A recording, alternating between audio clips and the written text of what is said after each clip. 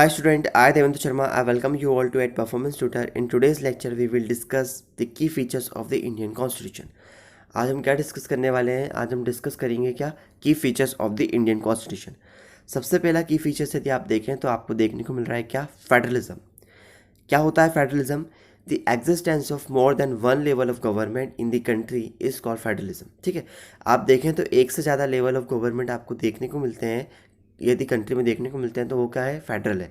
जैसे कि यदि आप इंडिया में देखते हैं, ठीक है, तो आपको देखने को मिलती है यूनियन गवर्नमेंट सेंट्रल में, ठीक है, फिर स्टेट गवर्नमेंट देखने को मिलती है, फिर लोकल गवर्नमेंट देखने को मिलती है, जिसको हम कहते हैं क्या, पंचायती राज और म्यूनसिपालिटीज़। जो पंचायती राज और जो म्यूनसिपालिटीज़ होती हैं उसे हम क्या कहते हैं, लोकल गवर्नमेंट। ठीक है, तो ये अलग अलग लेवल ऑफ गवर्नमेंट जो होती हैं, ठीक है, या मैं कहूँ कि जो हम डिस्ट्रीब्यूट करते हैं पावर्स को, वर्टिकली हम डिस्ट्रीब्यूट करते हैं पावर को, उसे को हम क्या कहते हैं, फेडरलिज्म।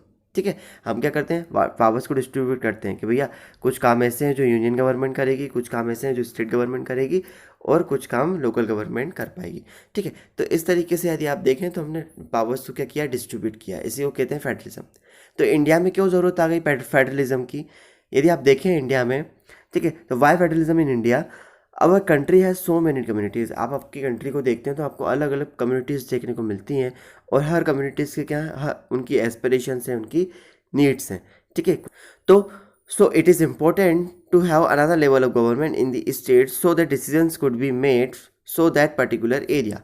ठीक है, फॉर दैट पर्टिकुलर एरिया। तो हमारे लिए ज़रूरी हो जाता है कि हर एक लेवल पर क्या हो, गवर्नमेंट हो, ताकि वो जो पीपल्स रह रहे हैं, ठीक है, उस पर्टिकुलर एरिया में, उनके लिए क्या बनाया जाए, डिसीजन लिए जा सके, उनके लिए पॉलिसीज़ बनाई जा सकें। ठीक है, यदि कोई व्यक्ति दिल्ली में बैठा है, ठीक है, यदि कोई व्यक्ति दिल्ली में बैठा है तो वो उसको यदि कहें कि भैया आप पर्टिकुलर उस एरिया के लिए पॉलिसी बनाएं, ठीक है, तो उसके पास और भी दूसरे काम है ना, तो उसके पास और भी दूसरे काम है, या फिर वो जो व्यक्ति, वो जो सिटीजन्स आपके मतलब जो गवर्नमेंट आपकी सेंट्रल में है, उनके पास और भी दूसरे काम है, वहाँ पे जो और लोग बैठे हैं उनके लिए और भी दूसरे काम है। इसलिए हमने क्या किया, यदि वो इस पर्टिकुलर एरिया के लिए यदि पॉलिसी बनाने जाएंगे तो वो कहीं ना कहीं दूसरे, वो जो दूसरे काम है जो कि उससे ज़्यादा इंपॉर्टेंट है, आपकी नेशनल इंपॉर्टेंस, नेशनल के लिए ज़्यादा इंपॉर्टेंट है, वो नहीं कर पाए। इसलिए क्या किया हमने, डिस्ट्रीब्यूट किया पावर को कि भैया इस पर्टिकुलर एरिया के लिए आपको पॉलिसी बनानी है। ठीक है, तो स्टेट के लिए जो भी वेलफेयर करना है स्टेट का, तो उसके लिए स्टेट पॉलिसी बनाता है। ठीक है, तो ये हमारे कॉन्स्टिट्यूशन में है। ठीक है, the constitution contains list that detail the issues that each tier of government can make laws on, union list, state list and concurrently. Union list क्या होती है? यूनियन लिस्ट मतलब वो सारे चीज़ यूनियन लिस्ट के अंदर लिखी हुई है जिन पर कि यूनियन, जो आपकी यूनियन गवर्नमेंट, जो आपकी सेंट्रल गवर्नमेंट है, वो क्या बनाएगी, लॉज बनाएंगी। स्टेट लिस्ट के अंदर वो सारी चीज़ें लिखी हुई हैं जिनके ऊपर के स्टेट गवर्नमेंट लॉज बनाएगी। कॉन्करेंट लिस्ट के अंदर वो सारी चीज़ लिखी हुई हैं जिनके ऊपर स्टेट गवर्नमेंट भी और यूनियन गवर्नमेंट भी जो है लॉज बना सकती है, पॉलिसीज़ बना सकती है। जैसे कि कैसे, कॉन्करेंट लिस्ट के अंदर आता है आपका एजुकेशन। ठीक है, एजुकेशन के ऊपर जो है आपकी यूनियन गवर्नमेंट है वो भी लॉ बना सकती है, स्टेट गवर्नमेंट जो है लॉ बना सकती है। ठीक है, ठीक है, तो इस तरीके से जो हमने अलग अलग लिस्ट बनाई हैं, यूनियन लिस्ट के अंदर क्या है, वो सारी चीज़ें लिखी हुई हैं ना, कि जिनके ऊपर कौन लॉ बना सकता है, सिर्फ यूनियन गवर्नमेंट ही लॉ बना सकती है। ठीक है, आपको विदेश से किस प्रकार जो है व्यापार करना है, या फिर उनसे जो विदेश से रिलेटेड आपको किस प्रकार की जो है पॉलिसीज अपनानी है, वो सब यूनियन गवर्नमेंट का काम है। ठीक है, स्टेट गवर्नमेंट कुछ नहीं कर सकती उसमें। ठीक है, यदि स्टेट के वेलफेयर का काम है, ठीक है, स्टेट में किस तरीके से डेवलपमेंट करना है, ठीक है, तो वहाँ की पर्टिकुलर कम्युनिटी के लिए क्या क्या फैसिलिटीज़ अवेलेबल कराना है, तो वो किसका काम है, स्टेट गवर्नमेंट का काम है। ठीक है, तो कुछ चीज़ें आपकी ऐसी देखने को मिलेंगी जो कि आपको स्टेट लिस्ट के अंदर देखने को मिलेंगी, जिसके ऊपर सिर्फ स्टेट गवर्नमेंट ही लॉ बना सकती है। कुछ ऐसी देखने को मिलेंगे जिन पर सिर्फ यूनियन गवर्नमेंट ही लॉ बना सकती है, और कुछ ऐसी देखने को मिलेंगी कंकरेंट लिस्ट जिस पर दोनों ही गवर्नमेंट, आपकी स्टेट गवर्नमेंट या फिर यूनियन गवर्नमेंट जो हो, दोनों ही क्या बना सकती हैं, लॉज बना सकती हैं। ठीक है, तो इस प्रकार से आपको यहाँ पर देखने को मिलता है। नाउ यदि आप देखें तो in addition the constitution also specify where each tier of government can get the money from for the work that it does. ठीक है, मतलब कि आपके कॉन्स्टिट्यूशन में ऐसा लिखा हुआ है कि भैया ये जो गवर्नमेंट काम कर रही है, ठीक है, ये जो गवर्नमेंट काम कर रही है उसके लिए उसको पैसा चाहिए होगा। ठीक है, यदि कोई स्टेट गवर्नमेंट है वो एजुकेशन से रिलेटेड पॉलिसी बना रही है तो उसको पैसा चाहिए होगा ना, तो ये इनका जो पैसा है वो कहाँ से आएगा, वो भी आपके कॉन्स्टिट्यूशन में लिखा हुआ है, ठीक है। क्योंकि बाद में ऐसा ना हो कि किसी स्टेट के लिए कम पैसा दिया जा रहा है, किसी स्टेट को ज़्यादा पैसा दिया, नहीं। हर स्टेट को जो है अपने हिसाब से जो है किस तरीके से पैसा मिलना चाहिए वो आपके कॉन्स्टिट्यूशन में लिखा हुआ है, ठीक है।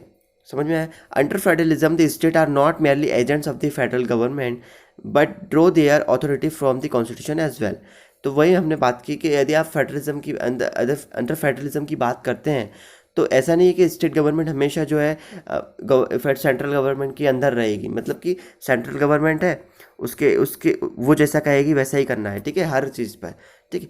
उसको भी क्या है, उसको भी क्या मिलती है, कॉन्स्टिट्यूशन से कहीं ना कहीं थोड़ी बहुत पावर्स मिलती हैं कि उन पर्टिकुलर चीज़ों के लिए, उन पर्टिकुलर इश्यूज़ के ऊपर या उन पर्टिकुलर एरिया में वो क्या कर सकती है, काम कर सकती है।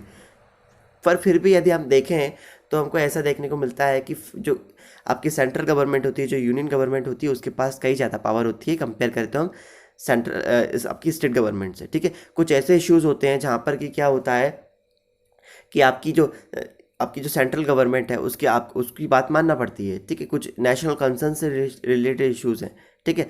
यदि हम कहें कि एजुकेशन से रिलेटेड ऐसी पॉलिसी बन रही है कि जहाँ पर क्या होगा, सभी का फ़ायदा होगा, तो उसको जो है स्टेट गवर्नमेंट को भी फॉलो करना होगा, ठीक है। सभी का फ़ायदा हो रहा है, ठीक है। यदि एक पॉलिसी ऐसी आ रही है कि स्टेट लेकर आ रही है एजुकेशन के ऊपर, और एक पॉलिसी ऐसी आ रही है कि जो सेंट्रल गवर्नमेंट भी लेकर आ रही है, पर हाँ वो पॉलिसी बनाने के लिए कहा, ठीक है। अब पॉलिसी सेंट्रल गवर्नमेंट की ऐसी है कि वो ज़्यादा फ़ायदा करेगी, ठीक है। उस पर पूरी जो है आपका नेशनली इंपॉर्टेंस ज़्यादा रहेगा उसमें, ठीक है। सब लोगों का फ़ायदा हो रहा है उसमें, पूरे भारत का फ़ायदा हो रहा है, ठीक है।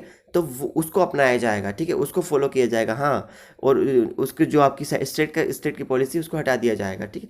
तो इस तरीके से आपकी जो है पॉलिसीज़ बनाई जाती हैं, ठीक है, देखा जाता है। फिर वही मैंने बात की कि आपकी जो स्टेट गवर्नमेंट है उससे ज़्यादा पावर आपको यूनियन गवर्नमेंट में देखने को मिलती है। तो all person in India are govern by laws and policies made by each of this level of government, ठीक है। तो जितने भी आपके लिए पीपल्स देखने को मिलते हैं, जितने भी आपको पर्सन्स देखने को मिलते हैं, यूँ कहूँ इंडिया में, वो किस पर कहाँ से गवर्न किए जाते हैं, वो ये जो लॉज और ये पॉलिसीज़ हैं जो कि बनाई जाती हैं हमारी हर लेवल ऑफ गवर्नमेंट के द्वारा, ठीक है। इच लेवल ऑफ गवर्नमेंट के द्वारा जो पॉलिसीज़ और लॉज बनाए जाते हैं, इसी से हमको जो है गवर्न किया जाता है, ठीक है। तो आप आई होप आपको समझ में आएगा। इसी को हम कहते हैं फेडरलिज्म, ठीक है। ये सब फेडरलिज्म के अंदर आता है। ओके, तो हम हमारे इस वीडियो को यहीं पर समाप्त करते हैं। यदि आपको वीडियो अच्छा लगा हो तो प्लीज़ चैनल को सब्सक्राइब कीजिए, वीडियो को लाइक कीजिए, ज़्यादा से ज़्यादा शेयर कीजिए। थैंक यू, धन्यवाद।